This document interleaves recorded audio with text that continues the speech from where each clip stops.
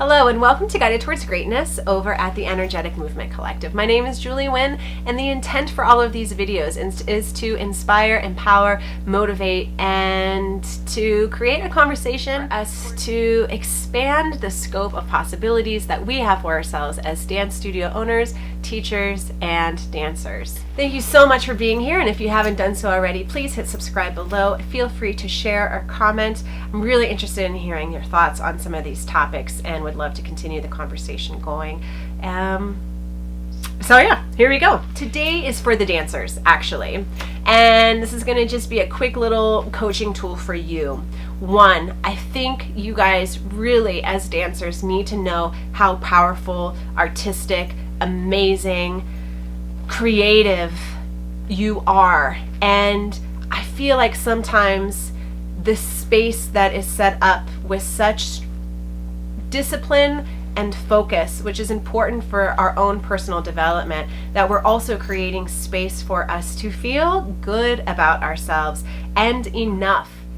So I want to share with you a quick tool on how to train your brain to be more in the positive and receptive and empowered mode than constantly running these cycles of I'm not good enough, I'm not worthy enough, these types of things. And the purpose of all of this is to, the more we strengthen our internal state, the less we're affected by the external world. So for instance, when we go into a convention room, what is the first thought that you have in your mind? Is it, woo, I'm so excited to be here, this is going to be an amazing weekend? Or do you have that and it's coupled with, oh no, the studio's here and they're so good, or I'm never going to get caught up on stage, or you know, that studio's here and that teachers know all of their names, and you know, my goals for being called up and recognized are not going to happen now because I know it's going to be there. Like, do we kind of do this dance between the positive and then the negative parts? And for most of us, yes, we do. There are so many times during the day as a dancer that, you know, we look at our feet like, oh, my feet don't look great today, or oh, I got to work on my turnout, or oh, I'm not as flexible, or oh, my body just doesn't look that great today, or what am I, like, oh, all of these things. So here is a quick tip. It's called the 2-for-1 rule. Now, I know if you're in dance class, you can't have jewelry, so you can practice this outside the classroom, and then hopefully it becomes a habit that you can just do it in your mind when you're in the classroom. But the 2-for-1 rule is, for every negative thought that I have, I replace it with 2 positives. And if you, to strengthen the practice, if you have a bracelet and I think a negative thought, I take the bracelet off, I put it on the other side, and I replace that thought with 2 positive thoughts. So I am tired today.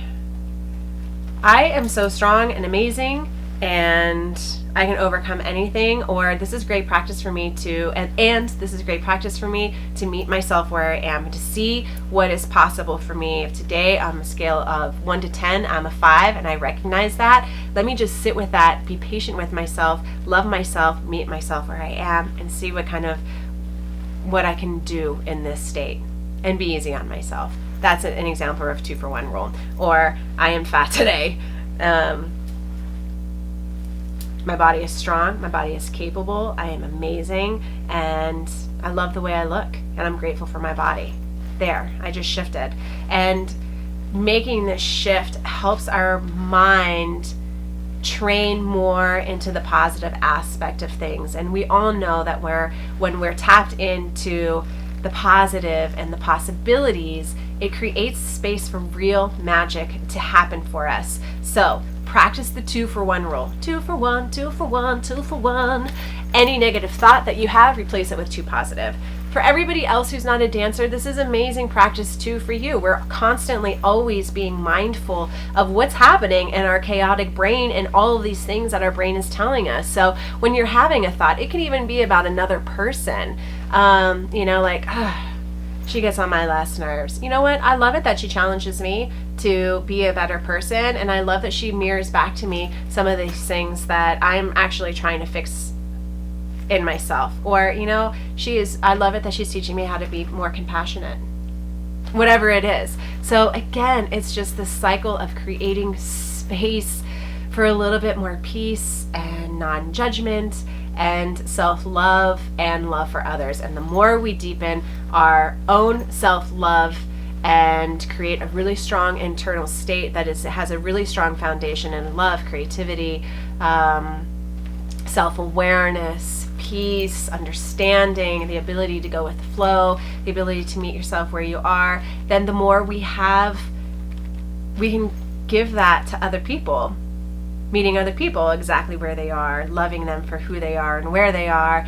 And in the dance world, for dancers, the more you strengthen who you are and tap into your own abilities and gifts and magic, the more you can look at somebody else and see their magic, and you don't feel inadequate or threatened by anybody else. And isn't that the space that we want to be in? Doesn't it sound so much better to be dancing in a community of people who clap for you when you did a great job and authentically want to be friends with you and support you, and you get to be in this tribe of people who love what we do, love what they do, and everybody's pushing each other to be a little bit more creative, to be a little bit more innovative, to have the freedom to move and hit shapes and to dance from this space that is real and inspired.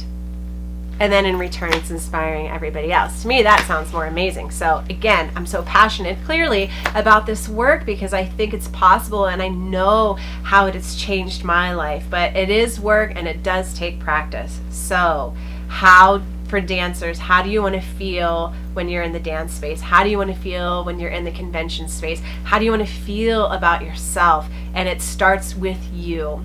And part of it is starting with how you really think about yourself. Do you think that you're worthy? Do you think that you're not worthy? Do you think you're good enough? Or do you think you're not? So paying attention and starting with, where am I now? How do I think? What do I think about myself? Is that true? And what do I really want? And is it possible? And the possibility is yes. And then what action steps do I need to create to start really getting me into my goal? But first, it's paying attention to what we think about, what's going on in our mind. And an easy way to, just to wrap this up, an easy way to fix that is the 2-for-1 rule. So for every negative thought, I replace it with 2 positive thoughts. And that goes for every negative thought, whether I have it against myself or I have it towards somebody else or I have it about the space that I'm in or anything. Replace it and see what happens. Let me know what kind of shift that has. Try it for a week and see if it creates and sparks a little bit more joy, love, and self-love, creativity, and freedom in your movement, freedom to express yourself, and see what happens. Thank you so much for tuning in, and I hope that helps. Let me know if it does, and have an amazing day. Sending you so much love and permission for you to be you and to be great. So, sending all of my love to you. Thank you for watching. Don't forget to hit subscribe below and to share for anybody who needs it. Sending lots of love.